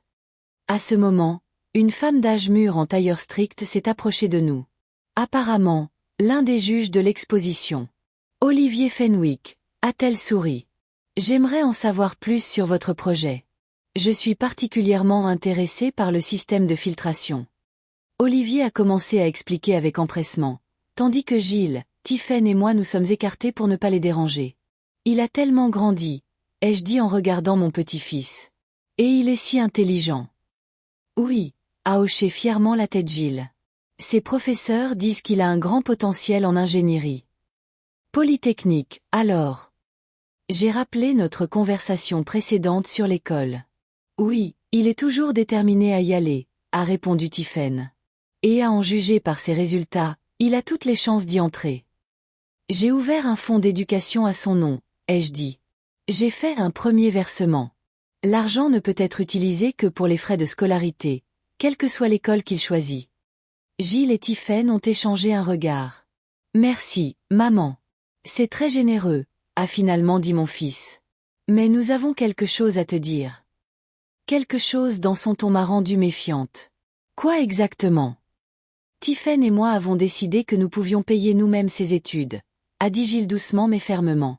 J'ai eu une promotion au travail. Je suis maintenant le directeur financier de l'entreprise. J'en suis resté bouche bée. Directeur financier? Mais comment? Quand? Il y a 2 semaines, a-t-il dit, l'air à la fois fier et embarrassé. Je pouvais prétendre au poste depuis longtemps. Je ne croyais tout simplement pas en moi. Tiphaine m'a convaincu de postuler lorsque le directeur précédent est parti à la retraite. C'est incroyable, ai-je dit, sincèrement heureuse pour lui. Bien que quelque part au fond de moi, j'ai ressenti une pointe de ressentiment. Pourquoi ne me l'avait-il pas dit plus tôt? Félicitations, mon fils. Tu mérites cette promotion. Merci, a-t-il souri faiblement. Le salaire est presque 3 fois supérieur à ce que je gagnais avant, plus des bonus et des options d'achat d'actions. Nous pourrons économiser suffisamment pour les études d'Olivier. Et ce n'est pas tout, a ajouté Tiphaine. J'ai aussi eu une promotion. Je suis maintenant responsable du service d'audit. Félicitations, ai-je hoché la tête, ressentant un étrange mélange de fierté et d'aliénation. Ils avaient tous les deux grimpé les échelons de leur carrière juste au moment où ils avaient décidé de prendre leur distance avec moi. Coïncidence? Ou avaient-ils enfin cru en eux, libérés de mon influence? Mais ce n'est pas tout ce que nous voulions te dire. Gilles a pris un air plus sérieux. Tiphaine et moi avons décidé d'acheter notre propre maison. La nouvelle m'a frappé plus durement que prévu. La maison que j'avais achetée pour eux était mon dernier lien matériel avec leur famille. Vous déménagez? J'ai essayé de garder ma voix stable. Oui, Tiphaine m'a parlé directement pour la première fois. Avec nos nouveaux salaires, nous pouvons nous permettre un prêt immobilier pour une belle maison dans un bon quartier, plus proche de l'école d'Olivier. Je comprends. J'ai avalé la boule que j'avais dans la gorge. Quand prévoyez-vous de déménager? Dans 2 mois, a répondu Gilles. Nous avons déjà trouvé un endroit convenable et versé la compte. Que adviendra-t-il de ma maison? Je n'ai pas pu m'empêcher de demander. Nous continuerons à payer le loyer jusqu'à ce que vous décidiez quoi faire ensuite, a dit Tiphaine. Vous pouvez la vendre ou la louer à d'autres locataires. Vendre la maison où mon petit-fils a grandi. Louer à des étrangers un lieu qui contient tant de souvenirs de famille. La pensée était insupportable. J'y réfléchirai, fut tout ce que je pus dire. Olivier est revenu, le visage rayonnant d'excitation. La juge a dit que mon projet était l'un des plus intéressants de l'exposition. Elle a particulièrement noté l'aspect environnemental. C'est merveilleux, chérie. Tiphaine a passé un bras autour des épaules de son fils. Nous sommes si fiers de toi. Quand les résultats seront-ils annoncés? A demandé Gilles. Dans 1 heure, Olivier a jeté un coup d'œil à sa montre. Vous voulez regarder les autres projets en attendant? Il y a un robot super cool qui trie les déchets pour le recyclage. Nous avons lentement traversé la salle, nous arrêtant à divers stands. Olivier commentait avec enthousiasme le travail de ses camarades de classe, engageant parfois des discussions animées avec d'autres participants à l'exposition. Je marchais aux côtés de Gilles et Tiphaine, me sentant étrangement aliéné. Ils se tenaient la main, échangeant parfois des regards complices ou des remarques discrètes. Ils formaient une famille soudée dans laquelle je sentais que je n'avais pas ma place.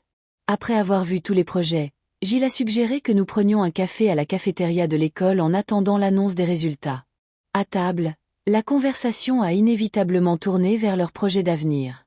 La nouvelle maison est-elle plus grande que celle-ci? Ai-je demandé, en essayant de montrer de l'intérêt.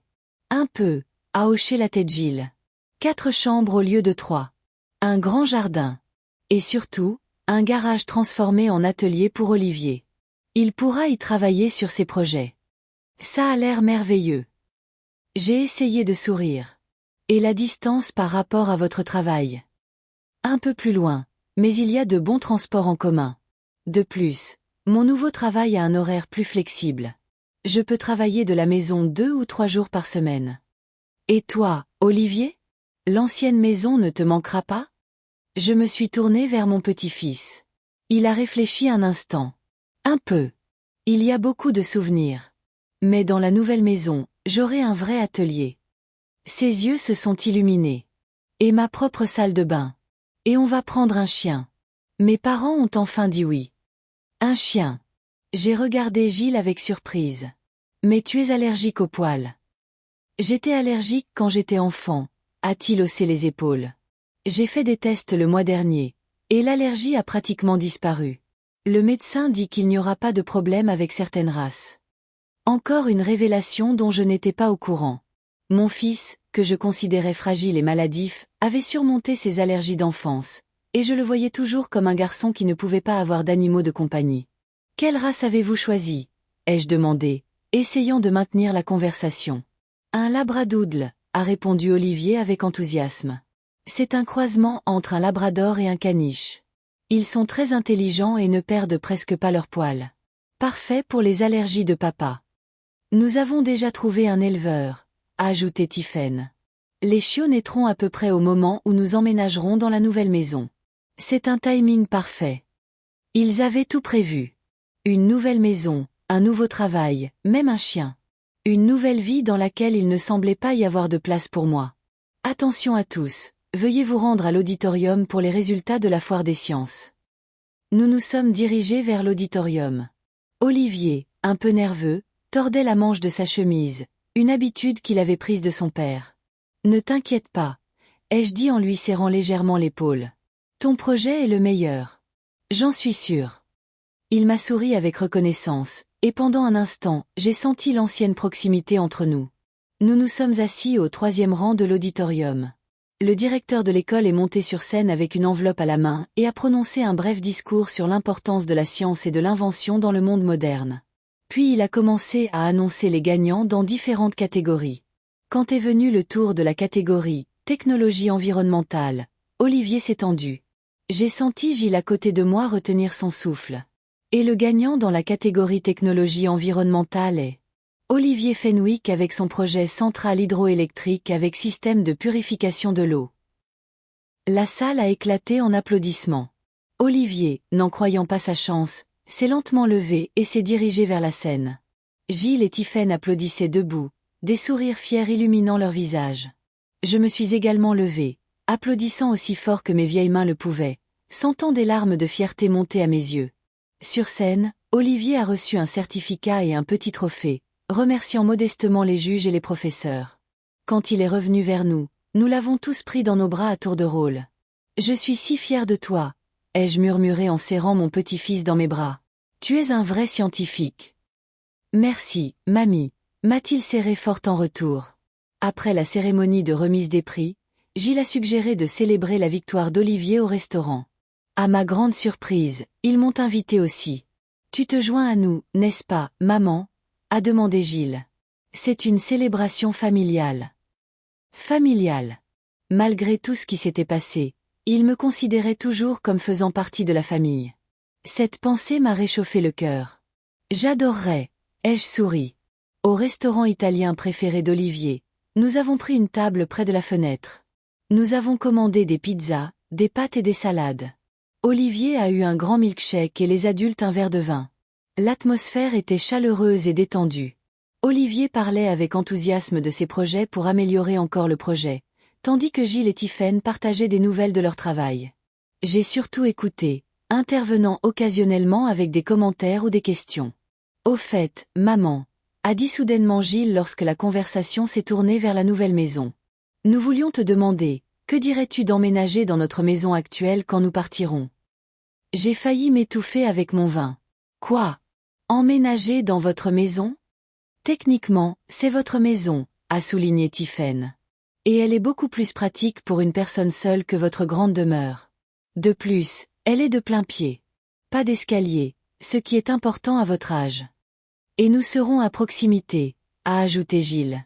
À seulement 20 minutes en voiture. Nous pourrons nous voir plus souvent. Je les ai regardés, n'en croyant pas mes oreilles. Ils me proposaient d'emménager dans la maison que j'avais autrefois achetée pour eux. Mais c'est votre maison. Olivier y a grandi. Vous y avez tant de souvenirs. Les tiens aussi, a dit Gilles doucement. Tu y es venu toutes les semaines pendant 11 ans. Pense Y, mamie, a ajouté Olivier. Ta maison est si grande, et tu y es toute seule. Tu seras plus à l'aise dans notre maison, et je pourrai venir te rendre visite à vélo. Je les ai regardés, leurs visages ouverts, sincères. Ils se souciaient vraiment de mon bien-être malgré tous nos conflits. J'y réfléchirai, ai-je finalement dit. C'est une offre inattendue. Bien sûr, réfléchit Y, a hoché la tête Gilles. Pas de pression, juste une option. Après le dîner, Gilles m'a proposé de me ramener à la maison. J'ai accepté, me sentant agréablement fatiguée après une journée riche en événements. Dans la voiture, Tiphaine et Olivier étant restés au restaurant pour récupérer la coupe oubliée, mon fils et moi avons enfin pu parler seuls. Tu penses vraiment que je devrais emménager dans votre maison? Ai-je demandé. Oui, a-t-il hoché la tête, en gardant les yeux sur la route.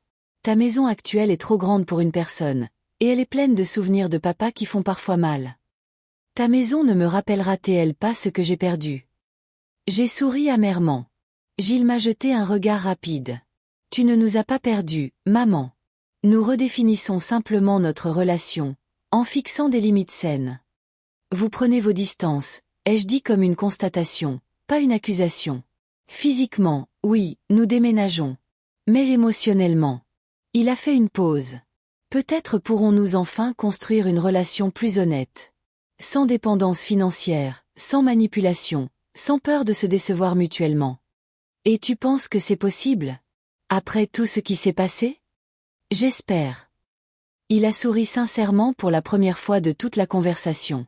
Tu es ma mère. Je t'aime quoi qu'il arrive. Et Olivier aime sa grand-mère. Même Tiphaine, elle ne te déteste pas. Elle veut juste du respect et de la reconnaissance. Que je ne lui ai jamais donné, ai-je terminé sa pensée. Il n'est pas trop tard pour commencer, a-t-il dit doucement. Nous avons fait le reste du trajet en silence, chacun perdu dans ses propres pensées. Quand Gilles a arrêté la voiture devant ma maison, je ne me suis pas précipitée pour sortir. Merci pour aujourd'hui, ai-je dit. Et pour m'avoir invité à dîner. De rien, a-t-il souri. Nous sommes heureux que tu sois venu. Gilles, je me suis tournée vers lui. Je suis vraiment fière de toi. Ta promotion, ta nouvelle maison, tout ce que tu as accompli. Et surtout, quel fils merveilleux tu as élevé. Tu es un bon père. Meilleur que je n'ai été une mère. Ses yeux ont brillé de manière suspecte. Maman, non. Non, laisse-moi finir. Je l'ai interrompu doucement. J'ai fait beaucoup d'erreurs en t'élevant. J'étais trop contrôlante, trop autoritaire. Je ne t'ai pas laissé d'espace pour grandir, et je le regrette. Vraiment. Il m'a regardé en silence, comme s'il me voyait pour la première fois. Merci, a-t-il finalement dit. Ces mots signifient beaucoup pour moi. Nous nous sommes étreints maladroitement par-dessus la console entre les sièges, mais sincèrement. Puis je suis sortie de la voiture, j'ai fait un signe de la main et je suis rentrée chez moi. À l'intérieur, dans le silence et la pénombre de la grande demeure vide, j'ai finalement été submergée par les émotions que j'avais retenues toute la journée. Je me suis effondrée dans un fauteuil et j'ai pleuré, pour la première fois depuis de nombreuses années. J'ai pleuré ma solitude, les occasions manquées, la façon dont mon besoin de contrôle avait détruit les relations les plus importantes de ma vie. Quand mes larmes se sont taries, j'ai ressenti un étrange soulagement. C'était comme si j'avais évacué non seulement la douleur d'aujourd'hui, mais aussi des années d'amertume et de regrets accumulés. Je me suis approchée de la fenêtre et j'ai regardé la rue sombre.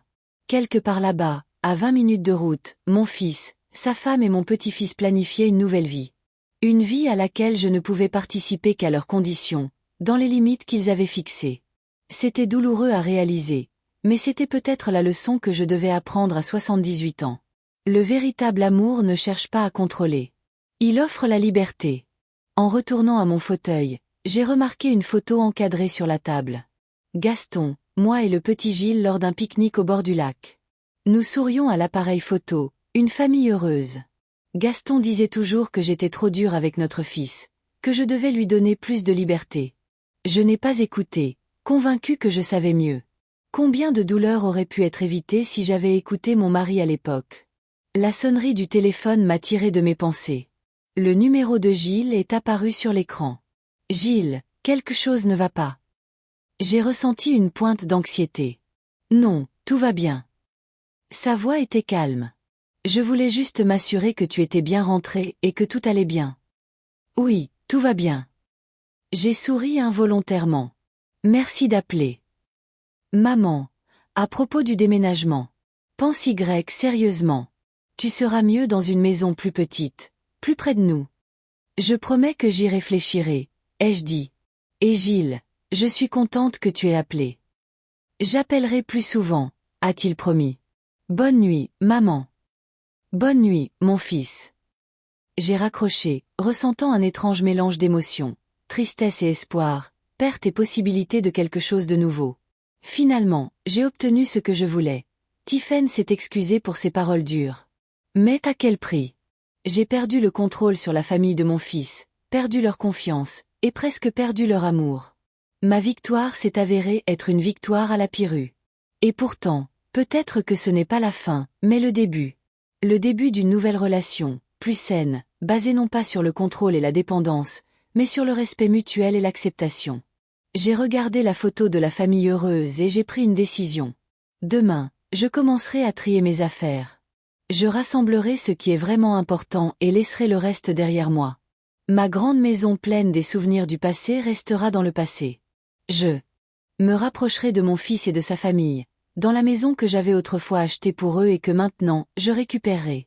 Pas comme un outil de contrôle, mais comme un cadeau du destin. Oui, j'ai perdu le pouvoir sur eux.